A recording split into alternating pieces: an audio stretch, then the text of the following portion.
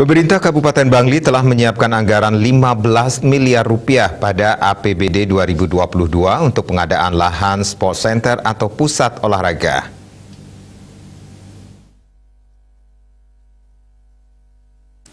PLT Kepala Badan Perencanaan Pembangunan Daerah Penelitian dan Pengembangan Bapedalitbang Kabupaten Bangli Putu Gandawijaya mengungkapkan, pembangunan sport center akan dilakukan secara bertahap.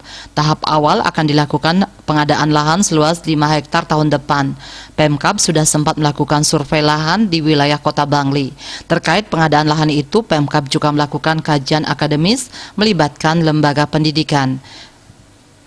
Kajian meliputi berbagai aspek. Setelah pengadaan lahan selesai, nantinya akan dilanjutkan dengan pembangunan fasilitas olahraganya. Ganda menjelaskan, di pusat olahraga ini nantinya akan disediakan fasilitas untuk berbagai cabang olahraga. Pembangunan fasilitas olahraga akan mulai dilakukan tahun 2023. Pembangunan dilakukan secara bertahap dengan anggaran yang dibutuhkan cukup besar, mencapai 250 miliar rupiah. Dayu Swasrina, Bali Pos melaporkan.